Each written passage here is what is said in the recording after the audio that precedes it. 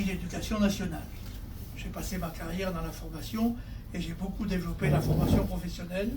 Je suis allé au Cameroun pour aider l'État camerounais à développer des lycées.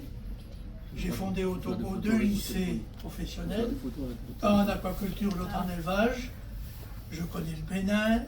Et donc, la deuxième chose qui légitime ma présence auprès de vous, c'est l'amitié et l'amour que je porte pour vous. Et mes deux amis qui sont là, Joseph et Alexis, avec qui j'ai fondé la Cadette Fopi. Tout à fait. Et nous travaillons ensemble depuis tout ce temps-là. Alors, deux mots pour dire simplement que la formation professionnelle, c'est essentiel dans l'identité d'une personne, d'une société et finalement de la civilisation. Une personne, il faut du savoir, du savoir-faire et du savoir-être. Vous savez, sans savoir-faire, on reste un peu les pieds en dessous de la terre et ça ne va pas. Alors, d'ailleurs, notre civilisation a évolué au fur et à mesure des trouvailles professionnelles. Quand on a imaginé de faire le feu, c'est une nouvelle civilisation qui est née. Quand on a inventé la roue, c'est une nouvelle civilisation. Le moteur, c'est une nouvelle civilisation. Aujourd'hui, domestiquer les énergies, c'est une nouvelle civilisation. Donc la formation professionnelle, c'est essentiel. Et comme nos sociétés sont de plus en plus technologiques, la simple formation coutumière ne suffit plus. Elle ne suffit pas à s'identifier soi-même comme un acteur de la société. Elle ne suffit pas à porter le développement d'une société. Et donc il est essentiel de promouvoir la formation professionnelle. Alors comment on le fait? En décorant, en félicitant, en encourageant tous ceux qui font. Et deuxièmement, en provoquant une mutualisation de nos services, des services par exemple français d'éducation et vos services à vous, en faisant en sorte que des formateurs se rencontrent, que des initiatives se développent, que l'on se soutienne. Et cette coopération-là, c'est la bonne coopération, parce qu'elle est tournée vers le bien commun, vers la formation des personnes humaines, et qu'on a tous à y gagner.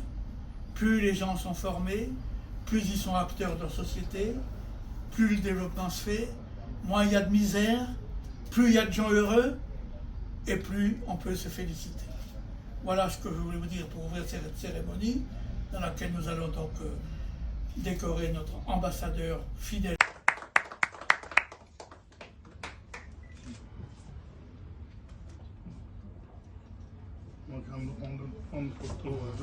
Quoi?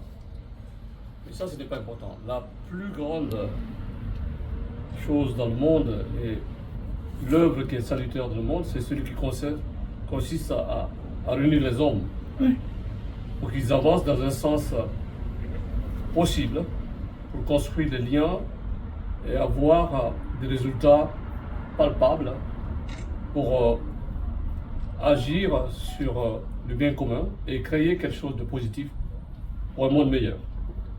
Alors, c'est vrai que nous ne sommes pas chez nous, nous sommes à l'étranger, nous sommes nés quelque part, on vit ailleurs, mais nous devons avoir la force et l'initiative de nous réunir autour des concepts qui sont valables, qui peuvent changer le cours de l'histoire.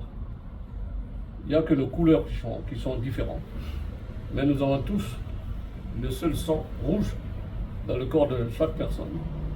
Et nous devons penser à cela, ouvrir nos cœurs et nos esprits pour travailler ensemble, pour valider des choses importantes pour nos pays, pour que les nations puissent être prospères, pour changer l'Afrique. Les fils d'Afrique, on a beaucoup de choses à faire. Nous avons une responsabilité de bâtir l'Afrique, une nouvelle Afrique, une Afrique où on a créé et on doit créer ce qu'on appelle l'espoir. Parce que vous savez, quand il n'y a pas d'espoir, les gens partent. Ils se disent, je n'ai pas d'espoir ici, je dois partir.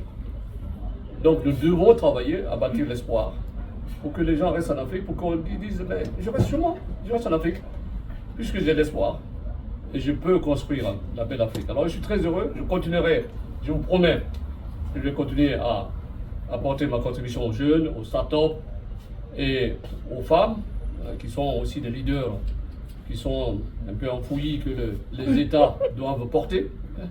Je suis sûr que le monde avancera mieux si on comprend qu'on doit apporter une grande place aux femmes, et pour la gestion de nos problématiques, et pour les idées pour construire un monde meilleur. Je vous remercie.